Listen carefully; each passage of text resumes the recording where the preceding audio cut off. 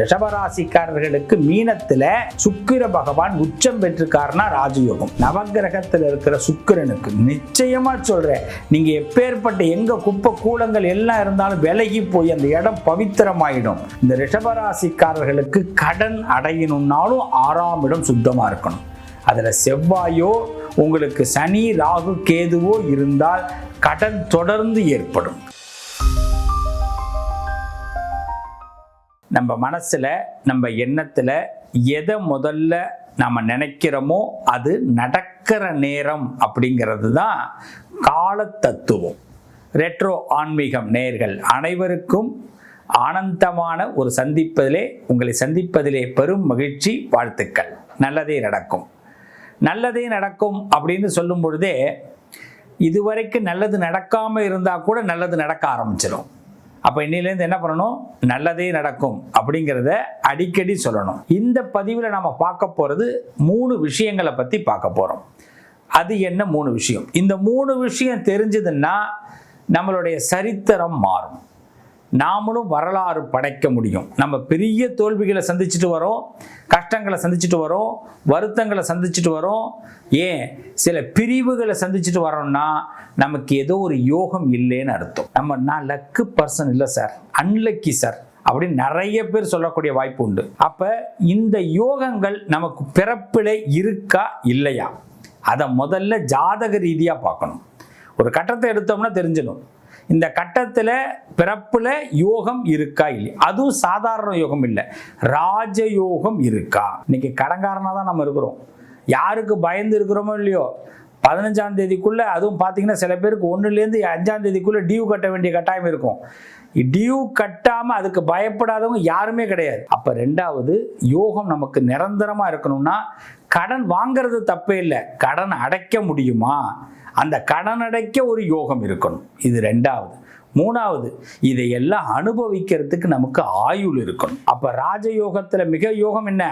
வியாதி இல்லாத வாழ்க்கை வேணும். ஆக இந்த 3 யோகங்களை பத்தி தான் இன்னைக்கு உங்கள்கிட்ட நான் பேச வந்திருக்கிறேன். ஒவ்வொரு ராசிக்காரர்களுக்கும் நிச்சயம் ராஜயோகம் கிடைக்கக்கூடிய நேரம். இந்த யோகத்தை மிஸ் பண்ணாதீங்க. ரெட்ரோ ஆன்மீக நேயர்கள் அனைவருக்கும் ராஜயோகம் கிடைக்கும் நேரம் ஆரம்பம். நல்லதே நடக்கும். வாங்க ஒவ்வொரு ராசிக்குள்ள போவோம். மனசு பூரா தங்கம் அப்படிங்கிறவர்கள் தான் ரிஷபராசிக்காரர்கள். மகாலட்சுமி கடாட்சம் பெற்றவர்கள், எல்லார்கிட்டையும் ஒரு வசீகரத்தை ஏற்படுத்தி கொள்ளக்கூடியவர்கள், எப்பேற்பட்ட விஷயத்தையும் எளிமையாக முடிப்பதற்கு தன்னுடைய சிந்தனைகள் தன்னுடைய எண்ணத்தை எப்பயுமே வெள்ள போல வச்சிருப்பாங்க, நீட்டா வச்சிருப்பாங்க. அப்படிப்பட்ட ரிஷபராசிக்காரர்களுக்கு ராஜயோகம் கிடைக்க ஜாதகம் எப்படி இருக்கணும்? ரொம்ப சிம்பிள். எல்லாருக்கும் கிடைக்கிற ராஜயோகத்தை விட ரிஷபத்திற்கு எளிமையாக ராஜயோகம் கிடைக்கும். அதற்கு என்ன செய்யணும்? சுக்கிரன் அனுகூலமாக இருக்கணும். சுக்கிரன். 2வது, உங்களுக்கு சந்திரன் உச்சம் பெற்றவர். அதனால நீங்க கவலையே பட வேணாம். ஆனா என்ன ஒண்ணு, உங்க ராசியில வேற யாரும் இருக்கக்கூடாது. உங்க ராசிக்காரரோடு யாரும் சேரக்கூடாது, சந்திரனோடு யாரும் சேரக்கூடாது. சந்திரன் தனித்து இருக்கணும், லக்னம் தனித்து இருக்கணும். நீங்க எந்த லக்னத்துல பிறந்தாலும் உங்களுக்கு லக்னம் தனித்து இருக்கணும். ராசிநாதன் தனித்து இருந்தால் ராஜயோகம் கண்டிப்பாக கிட்டும். அடுத்தது, இந்த ராசிக்கு அதே மாதிரி உங்க ராசிக்கு அதிபதியாக இருக்கக்கூடியவர் சுக்கிர பகவான்.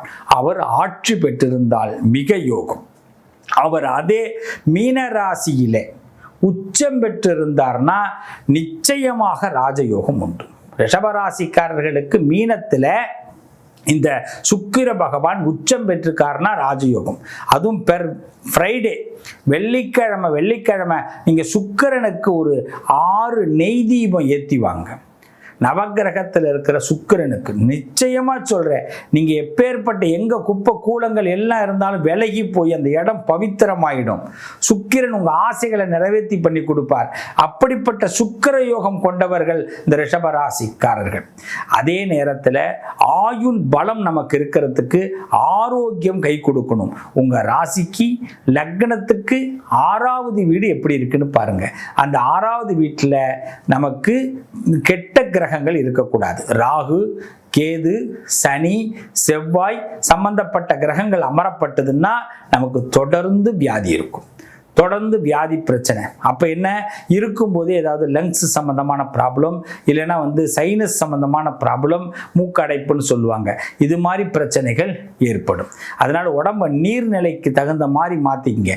ரொம்ப நீர் அதிகமாகவும் நம்ம பார்த்துக்க கூடாது. அதாவது பார்த்தீங்கன்னா ரொம்ப நெருக்கத்தில் இருக்கம்னு சொல்லுவாங்க, ரொம்ப வெக்கையாக இருக்கிற இடத்துல இருக்கக்கூடாது ரிஷபராசிக்காரர்கள்.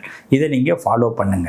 அதே மாதிரி பார்த்தீங்கன்னா இந்த ரிஷபராசிக்காரர்களுக்கு கடன் அடையணும்னாலும் 6ஆம் இடம் சுத்தமாக இருக்கணும். அதில் செவ்வாயோ உங்களுக்கு சனி ராகு கேதுவோ இருந்தால் கடன் தொடர்ந்து ஏற்படும். லக்னத்துக்கும் 6வது இடத்தை பார்க்கணும், சந்திரனுக்கும் 6ஆம் இடத்தை பார்க்கணும். அப்போ 6ஆம் இடத்தை பார்த்ததுனால தான் அந்த இடம் சரியாக இருந்தால் உங்களுக்கு கண்டிப்பாக கடன் அடையும். இந்த கடன் அடையும், அதே மாதிரி வியாதிகள் இல்லாமல் ஆரோக்கியமாகவும் இருக்க முடியும். அப்போ என்ன பண்ணணும், உங்களுக்கு ராசிக்கு 6வது இடத்தை செக் பண்ணுங்க. அதுமாரி 12வது இடம் ரொம்ப முக்கியம், 10வது இடம் ரொம்ப முக்கியம், 12வது இடம் மேஷம். இந்த மேஷத்தில் பார்த்தீங்கன்னா விரயஸ்தானங்கள், அந்த விரயத்தில் போய் சுக்கிரன் உட்கார்ந்தாருன்னா சம்பாதிக்கிற காசு ஒன்று கூட நிற்காது. அதே மாதிரி உங்கள் ராசிக்கு அதிபதியான சுக்கிரன் புதனுடைய வீட்டில் போய் உட்கார்ந்தாலும் கையில் நிற்காது, சம்பாதிக்கிறது டியூ தான் கட்டலாம். அப்போ என்ன பண்ணலாம், அதற்குரிய பரிகாரங்களை பண்ணணும். இதை நான் இந்த டிவி இந்த வீடியோவில் எண்டில் உங்களுக்கு நான் சொல்கிறேன்.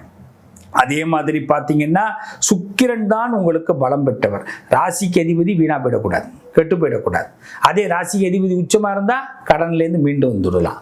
அப்போ அந்த கடனை வாங்கும்போது அழகுக்காக கடன் வாங்க வேண்டியதாக இருக்கும், பேருக்காக கடன் வாங்க வேண்டியதாக இருக்கும், கௌரவத்துக்காக கடன் வாங்க வேண்டியதாக இருக்கும். அதனால் வாங்கும்போது அதோட அமௌண்ட்டு தெரியாமல் அள்ளி போயிடும். அதனால தான் நமக்கு சங்கடங்கள் ஏற்படும். சகோதரர்களே, நண்பர்களே, கடன் வாங்கும் பொழுது இந்த ரிஷபராசிக்காரர்கள் உங்களுடைய நலனுக்காக வாங்குங்க. பிரத்யார் நம்மளை பார்ப்பாங்க, பிரத்யாருக்காக இதை வாங்கும்போது கூடுதலான காசை கொடுத்து வாங்குற மாதிரி ஆகிடும். அதில் தான் மிஸ்டேக் ஆகுது. பல பேருக்கு தொழிலில் நட்டம் அடைகிறதுக்கான வாய்ப்பு ரிஷபராசிக்கு உண்டு. அரசியல் ஆதாயங்கள் ஏற்படும். பொது வாழ்க்கையில் கொஞ்சம் சமூகத்தில் ஓரளவுக்கு பர்சனலாக பார்த்தீங்கன்னா சுயநலத்தோடு இருங்க. பொது வாழ்க்கையில் ரொம்ப கொண்டு போய் செலவெல்லாம் பண்ணிடாதீங்க, அது உங்களுக்கு ரொம்ப சங்கடத்தை உண்டாக்கும் ரிஷபராசிக்காரர்களுக்கு. அதே மாதிரி வியாதி, இந்த 6வது இடம் நான் சொன்னேன் இல்லைங்களா, உங்கள் ராசிக்கு 6வது இடத்தை கவனிக்கும் போது சுக்கிரன் அங்கே இருப்பார், நல்லதை கொடுக்குது. ஆனால் செலவு அதிகமாக கொடுக்க வாய்ப்பு இருக்குது. அதே மாதிரி பார்த்தீங்கன்னா உங்கள் ராசிக்கு 6வது இடத்துல சனி உச்சம் பெற்றார்னா உங்களுக்கு ஆயுள் பலம் கிடைக்கும், தேக ஆரோக்கியம் கிடைக்கும், பயப்பட வேண்டாம். ஆனால் அதே 6ஆம் இடத்துல செவ்வாய் இருக்கக்கூடாது. செவ்வாயோ சூரியனோ இருந்தால் மண்டை சம்மந்தப்பட்ட ப்ராப்ளங்கள் ஏற்படும், தலையில் அடிபடுறதுக்கு வாய்ப்பு உண்டு. அதனால் அந்த விஷயத்துலலாம் கவனமாக இருங்க. பொதுவாக 6வது இடத்துல சூரியன் இருக்கக்கூடாது. அப்பாவுக்கு வியாதி இருந்தால் நமக்கு வரும். அதே மாதிரி லக்னத்தில் சூரியன் இருந்தால் ப்ராப்ளம் ஏற்படும். ஆக சூரியன் ரொம்ப கவனமாக எப்படி இருக்காருன்னு பார்த்துங்க, ராசிக்கு அதிபதி எப்படி இருக்காருன்னு பாருங்கள்.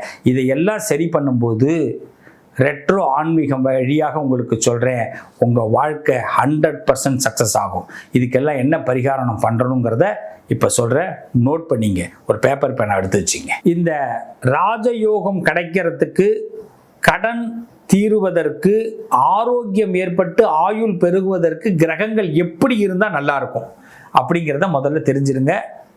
எந்த ஒரு நபருக்கும் புதன் நீசமாக போகக்கூடாது, சுக்கிரன் நீசமாக போகக்கூடாது. யாருக்குமே புதன் நீசமாக போனாலோ, சுக்கிரன் நீசமாக போனாலோ, செவ்வாய் நீசமாக போனாலோ, சனி நீசமாக போனாலோ, சூரியன் நீசமாக போனாலோ, குரு நீசமாக போனாலோ, நீச கிரகம் உங்கள் ஜாதகத்தில் இருந்தால் கொஞ்சம் சிரமம்தான். இதையெல்லாம் அனுபவிச்சு தான் வரணும்.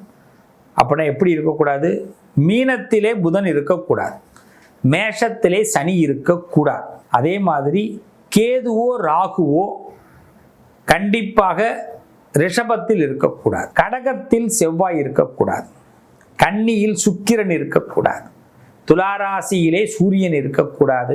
அதே போல விருச்சக ராசிக்காரர்களுக்கு இந்த சந்திரன் நீசமாயிடுவார். மற்ற ராசிக்காரர்களுக்கு எப்போ விருச்சகத்திற்கு சந்திரன் வருகிறாரோ அப்போ கஷ்டம். குரு மகரத்தில் இருக்கக்கூடாது யாருக்கும். இப்படி நீசமாக இருந்தால் நமக்கு சில தர்ம சங்கடம் ஏற்படும். அந்த நேரத்தில் உரிய பரிகாரம் பண்ணி மாற்றிக்கிங்க. அதே டிராவல் பண்ணும்போது டவுன், ஏகப்பட்ட டவுன் ஏற்படுது. அதனால் ராஜயோகம் தடுத்து நிறுத்தப்படுகிறது. கடனுக்குள்ள அதிகமாகிடுறோம், வியாதி அதிகமாக வருது, நம்ம எதிர்பார்க்காத செலவுகள் வருது. இதை ஃபஸ்ட்டு தெரிஞ்சுங்க. அடுத்த பரிகாரம், இந்த ஃபஸ்ட்டு ராஜயோகம் ஏற்பட என்ன செய்யலாம்? ஒரு 9 வெள்ளிக்கிழமை, நல்லா கவனிங்க, 9 வெள்ளிக்கிழமை சுக்கிரனுக்கு வழிபாடு பண்ணுங்க. அது சுக்கிர ஹோரை. காலையில் 6 to 7, இரவு 8 to 9, மதியானம் 1 to 2ல் 6 நெய் விளக்கு போடுங்க மகாலட்சுமிக்கு. நிச்சயமாக சுக்கிர பலன் கிடைக்கும். உங்கள் அழகு கூடும், வருமானம் கூடும், வசதி கூடும், ராஜயோகம் கூடும். சூரிய பகவான், சூரிய நமஸ்காரம் ஞாயிற்றுக்கிழமை பண்ணுங்க. நீங்கள் பிரபலமான யோகத்தை அடைவீர்கள். பிரபலமான யோகத்தை அடைவீர்கள். புத்திசாலித்தனம் அதிகமாக கிடைக்க நீங்கள் மகாவிஷ்ணு, உங்கள் வீட்டில் விஷ்ணு சகஸ்ரநாமம் டெய்லி பாராயணம் பண்ணுங்க. அடுத்தது கடன். கால பைரவரை வழிபாடு பண்ணுங்க. ஒவ்வொரு செவ்வாய்க்கிழமையும் பைரவருக்கு நெய் தீபம் 2 போட்டு தயிர் சாதம் நிவேதியம் பண்ணி பைரவர் வழிபாடு பண்ணுங்க. அந்த தயிர் சாதத்தை 4 பேர் கொடுங்க. தேய்பிறை அஷ்டமியில் மிளகு தீபம்னு சொல்லுவாங்க. 13 மிளகு வச்சு ஒரு சிகப்பு துணி, காடா துணியில் கட்டி நெய் விளக்கு போடுங்க. ஒரு ஆளுக்கு ஒரு தீபம். உங்கள் வீட்டில் 5 பேர் இருந்தால் 5 தீபம். கடன் அடையும். பிரத்யங்கராதேவின்னு சொல்லுவாங்க. செவ்வாய்க்கிழமையில் பிரத்யங்கராதேவியை போய் வழிபாடு பண்ணுங்க. கடன் அடையும். ஆரோக்கியம் அதிகமாகிறதுக்கும் வியாதி இல்லாமல் இருக்கிறதுக்கும் ஆயுள் கூடுவதற்கும் மிருத்யுஞ்சய ஜபம் பண்ணுங்க. வாய்ப்பு கிடைச்சா திருக்கடவூர் அபிராமி அமிர்தகடேஸ்வரர் ஆலயத்திற்கு திங்கட்கிழமையில் சோமவாரத்தில் சென்று வழிபாடு பண்ணுங்க. நல்லது நடக்கும். அபிராமியை வழிபாடு செஞ்சுட்டு வைத்தீஸ்வரன் கோயில்னு சொல்லுவாங்க, அங்கே வைத்தியரோகநாதர் இருப்பார், அவரையும் சேவிச்சுட்டு வாங்க. நிச்சயமாக கடன் விலகும். இதை மட்டும் செஞ்சு பாருங்க. ரெட்ரோ ஆன்மீக நேயர்கள் அனைவருக்கும் ராஜயோகம் ஏற்படும், கடன் அடையும். நிச்சயமாக வியாதி இல்லாமல் இருப்பீங்க. கண்டிப்பாக ஆயுள் பலத்தோடு இருப்பீங்க. நிச்சயமாக கோடீஸ்வரர்கள் ஆவீங்க. வாழ்த்துக்கள். நல்லதே நடக்கும்.